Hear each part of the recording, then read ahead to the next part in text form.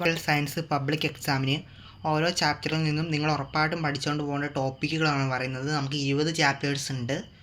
അപ്പം 80 മാർക്കും ഈ ടോപ്പിക്ക് പഠിച്ചാൽ നിങ്ങൾക്ക് കിട്ടും.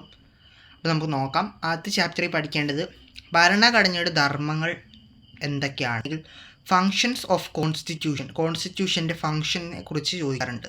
5 മാർക്കിനാണ് ചോദിക്കുക. ഭരണഘടനയുടെ ധർമ്മങ്ങൾ എന്തൊക്കെയാണെന്നുള്ളൊരു ക്വസ്റ്റ്യൻ ഇമ്പോർട്ടൻ്റ് ആണ്. ഫങ്ഷൻസ് ഓഫ് കോൺസ്റ്റിറ്റ്യൂഷൻ 5 മാർക്കിന് ചോദിക്കും. പിന്നെ അതിന് 1 വേർഡ് ആയിട്ടോ അല്ലെങ്കിൽ 4 മാർക്കിന് മാച്ച് ദി ഫോളോയിങ് ആയിട്ടൊക്കെ ചോദിക്കാറുണ്ട്. കടമെടുത്ത വ്യവസ്ഥകൾ അല്ലെങ്കിൽ ബോറോവ്ഡ് പ്രൊവിഷൻസ്, അതായത് ഇന്ത്യൻ ഭരണഘടന മറ്റ് രാജ്യങ്ങളുടെ ഭരണഘടനകളിൽ നിന്നും കടമെടുത്തിട്ടുള്ള വ്യവസ്ഥകൾ എന്തൊക്കെയാണെന്ന് ചോദിക്കാറുണ്ട്. അത് നോക്കണം.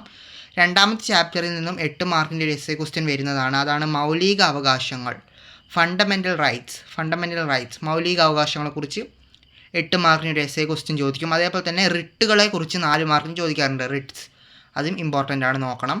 മൂന്നാമത്തെ ചാപ്റ്റർ FPTP വ്യവസ്ഥ അല്ലേ, ഫസ്റ്റ് പാസ്റ്റ് ദി പോസ്റ്റ് സിസ്റ്റത്തെക്കുറിച്ച് ചോദിക്കും. എന്തുകൊണ്ടാണ് India first past the post വ്യവസ്ഥ സ്വീകരിച്ചതെന്ന് 3 മാർക്കിന് ചോദിക്കും. അതേപോലെ തന്നെ ഇലക്ഷൻ കമ്മീഷൻ്റെ ഫങ്ഷൻസ് ഓഫ് ഇലക്ഷൻ കമ്മീഷൻ, തിരഞ്ഞെടുപ്പ് കമ്മീഷൻ്റെ ചുമതലകൾ എന്തൊക്കെയാണെന്ന് 4 മാർക്കിന് ചോദിക്കും. അതേപോലെ തന്നെ ഇലക്ട്രൽ റിഫോംസ്, തിരഞ്ഞെടുപ്പ് പരിഷ്കാരങ്ങൾ, ഇന്ത്യയുടെ തിരഞ്ഞെടുപ്പ് രംഗത്ത് വരുത്തേണ്ട പരിഷ്കാരങ്ങൾ ഏതൊക്കെയാണെന്ന് 4 മാർക്കിനും ചോദിക്കും. ഇനി നാലാമത്തെ ചാപ്റ്ററിൽ ചോദിക്കുന്ന ആദ്യത്തെ ക്വസ്റ്റ്യൻ പ്രസിഡൻറ്റിൻ്റെ ധർമ്മങ്ങളാണ്. ഫങ്ഷൻസ് ഓഫ് പ്രസിഡൻറ്റ് 3 മാർക്കിന് ചോദിക്കും. ഫങ്ഷൻസ് ഓഫ് പ്രൈം മിനിസ്റ്റർ, പ്രധാനമന്ത്രിയുടെ ധർമ്മങ്ങൾ 4 മാർക്കിന് ചോദിക്കും.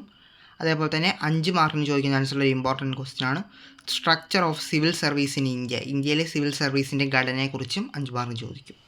ഇനി 5-ാമത്തെ ചാപ്റ്ററിൽ പഠിക്കേണ്ടത് പവേഴ്സ് ആൻഡ് ഫങ്ഷൻസ് ഓഫ് പാർലമെൻറ്റിൻ്റെ അധികാരങ്ങളും ഉത്തരവാദിത്തങ്ങളെയും കുറിച്ച് 8 മാർക്കിന് എസ്സേ ക്വസ്റ്റ്യൻ ചോദിക്കാറുണ്ട് 5-ാമത്തെ ചാപ്റ്ററിൽ നിന്ന്. അത് ഇമ്പോർട്ടൻ്റ് ആയിട്ട് നോക്കണം. അതേപോലെ തന്നെ 5 മാർക്കിൻ്റെ വേറൊരു ടോപ്പിക്കാണ് how does the parliament make laws, parliament എങ്ങനെയാണ് നിയമങ്ങൾ ഉണ്ടാക്കുന്നതെന്നും 5 മാർക്കിന് ചോദിക്കും. ഇനി 6-ാമത്തെ ചാപ്റ്ററിൽ നോക്കേണ്ടത് ഇൻഡിപെൻഡൻസ് ഓഫ് ജുഡീഷ്യറി, അതായത് നീതിന്യായ വിഭാഗത്തിൻ്റെ സ്വാതന്ത്ര്യം എങ്ങനെയാണ് ഉറപ്പുവരുത്തുന്നതെന്ന് 4 മാർക്കിന് ചോദിക്കും. അതേപോലെ തന്നെ 4 മാർക്കിന് ഇമ്പോർട്ടൻ്റ് ആയിട്ട് ചോദിക്കുന്നതാണ് ജുഡിസ്ട്രിക്ഷൻ ഓഫ് സുപ്രീം കോടതിയുടെ അധികാരങ്ങളെക്കുറിച്ചും ചോദിക്കും 4 മാർക്കിന്. പിന്നെ 7-ാമത്തെ ചാപ്റ്റർ, അവിടെ ആദ്യം പഠിക്കേണ്ടത് ഡിവിഷൻ ഓഫ് പവേഴ്സ്, അധികാര വിഭജനം. ഇന്ത്യൻ ഭരണഘടനയിലെ 3 ലിസ്റ്റ് ഉണ്ടല്ലോ, ആ 3 ലിസ്റ്റ് നോക്കണം. അത് 5 മാർക്കിന് ചോദിക്കും. അതേപോലെ തന്നെ ഫീച്ചേഴ്സ് ഓഫ് ഇന്ത്യൻ ഫെഡറലിസത്തിൻ്റെ സവിശേഷതകൾ 3 മാർക്കിന് ചോദിക്കാം. പിന്നെ 8 മാർക്കിന് ചോദിക്കുന്ന ഒരു ഭാഗമാണ് കോൺഫ്ലിക്റ്റിംഗ് ഏരിയാസ് ഓഫ് ഇന്ത്യൻ ഫെഡറലിസത്തിൻ്റെ സംഘർഷത്തിൻ്റെ മേഖലകൾ എന്തൊക്കെയാണ് 8 മാർക്കിന് ചോദിക്കും. അതേപോലെ തന്നെ കേന്ദ്ര ഗവൺമെൻറ്റിനെ ശക്തിപ്പെടുത്തുന്ന ഘടകങ്ങൾ വല്ലപ്പോഴും ചോദിക്കാം, അതൊന്ന് നോക്കി പോവുക. പിന്നെ 8-ാമത്തെ ചാപ്റ്റർ നോക്കേണ്ടത് 8-ാമത്തെ ചാപ്റ്റർ 8 മാർക്കിന് എസ്സേ ക്വസ്റ്റ്യൻ വരുന്ന ചാപ്റ്റർ തന്നെയാണ്. അവിടെ ആദ്യം നോക്കേണ്ടത് 73rd അമെൻഡ്മെൻറ്റ്, 73ാം ഭേദഗതി. അതേപോലെ തന്നെ 74th അമെൻഡ്മെൻറ്റ്, 74ാം ഭേദഗതി. 73ഉം 74ഉം ഭേദഗതികളാണ് 8-ാമത്തെ ചാപ്റ്ററിൽ പഠിക്കേണ്ടത്. 9-ാമത്തെ ചാപ്റ്ററിൽ പഠിക്കേണ്ടത് ടൈപ്സ് ഓഫ് അമെൻഡ്മെൻറ്റ് അല്ലെങ്കിൽ വിവിധ തരം ഭേദഗതികൾ. ഇന്ത്യൻ ഭരണഘടന ഭേദഗതി ചെയ്യാനുള്ള 3 മാർഗ്ഗങ്ങളെക്കുറിച്ച് പറയുന്നുണ്ടല്ലോ, ആ 3 മാർഗ്ഗങ്ങൾ ഏതൊക്കെയാണെന്ന് ചോദിക്കും. അത് ഇമ്പോർട്ടൻ്റ് ആണ്. 10-ാമത്തെ ചാപ്റ്ററിൽ ചോദ്യം ഏതാണെന്ന് വെച്ചാൽ criticism of Indian constitution, Indian ഭരണഘടനയ്ക്കെതിരെയുള്ള വിമർശനങ്ങൾ 3 മാർക്കിന് ചോദിക്കും. 11-ാമത്തെ ചാപ്റ്ററിൽ ഒരു മാത്രമാണ് വരുന്നത് why should we study political theory, നമ്മൾ എന്തുകൊണ്ടാണ് രാഷ്ട്രീയ സിദ്ധാന്തം പഠിക്കുന്നതെന്ന് 4 മാർക്കിന് 11-ാമത്തെ ചാപ്റ്ററിൽ ചോദിക്കും. 12-ാമത്തെ ചാപ്റ്ററിൽ നിന്ന് വരുന്നത് ഹാം പ്രിൻസിപ്പിളിനെ കുറിച്ച്, ഹാനി സിദ്ധാന്തത്തെക്കുറിച്ച് 4 മാർക്കിന് ഒരു ക്വസ്റ്റ്യൻ ഉണ്ടാകും. Negative freedom and positive freedom, നിഷേധാത്മക സ്വാതന്ത്ര്യവും ക്രിയാത്മക സ്വാതന്ത്ര്യവും 4 മാർക്കിന് ചോദിക്കും. പിന്നെ 13-ാമത്തെ ചാപ്റ്ററിൽ ഡയമെൻഷൻസ് ഇക്വാളിറ്റി, സമത്തിൻ്റെ മാനങ്ങൾ 4 മാർക്കിന് ചോദിക്കും. 14-ാമത്തെ ചാപ്റ്ററിൽ 3 പ്രിൻസിപ്പിൾസ് ഓഫ് ജസ്റ്റിസ്, നീതിയുടെ 3 തത്വങ്ങൾ 4 മാർക്കിന് ചോദിക്കും.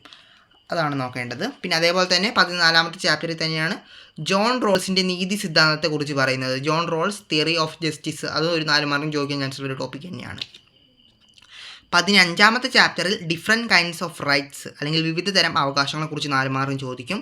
16-ാമത്തെ ചാപ്റ്ററിൽ ഒരു 5 മാർക്കിന് ക്വസ്റ്റ്യൻ ആണ് explain the ways to get Indian citizenship, അതായത് ഇന്ത്യൻ പൗരത്വം നേടാനുള്ള മാർഗ്ഗങ്ങൾ 5 മാർക്കിന് ചോദിക്കും.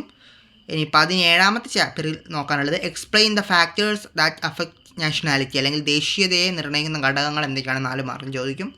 18-ാമത്തെ ചാപ്റ്ററിൽ Indian secularism and western secularism, അതായത് ഇന്ത്യൻ മതേതരത്വവും പാശ്ചാത്യ മതേതരത്വവും തമ്മിലുള്ള വ്യത്യാസം ചോദിക്കും. ഇന്ത്യൻ സെക്യുലാരിസവും വെസ്റ്റേൺ സെക്യുലാരിസം, ഇന്ത്യൻ മതേതരത്വം പാശ്ചാത്യ മതേതരത്വം തമ്മിലുള്ള വ്യത്യാസം 4 മാർക്കും ചോദിക്കും. അതേ തന്നെ അന്തർമതമേധാവിത്വം ആന്തരിക മതമേധാവിത്വം ചോദിക്കാൻ ചാൻസ് ഉണ്ട്. അതും ജസ്റ്റ് ഒന്ന് നോക്കി പോവുക. 19ാമത്തെ ചാപ്റ്ററിൽ ചോദിക്കാൻ ചാൻസ് ഉള്ള ഒരു question forms of structural violence, ഘടനാപരമായ ഹിംസയുടെ രൂപങ്ങൾ എന്തൊക്കെയാണ് 5 മാർക്കും ചോദിക്കും. 20ാമത്തെ ചാപ്റ്ററിൽ ഒരു ചോദ്യമേ പഠിക്കാനുള്ളൂ, social and environment cost of development, വികസനത്തിൻ്റെ സാമൂഹികവും പാരിസ്ഥിതികമായ ചിലവുകൾ 4 മാർക്കും ചോദിക്കും. അപ്പോൾ ഇതൊക്കെയാണ് +1 പൊളിറ്റിക്കൽ സയൻസിലെ ഇമ്പോർട്ടൻ്റ് ആയിട്ടുള്ള ടോപ്പിക്കുകൾ. അടുത്തൊരു വീഡിയോയുമായിട്ട് നമുക്ക് ഉടനെ കാണാം.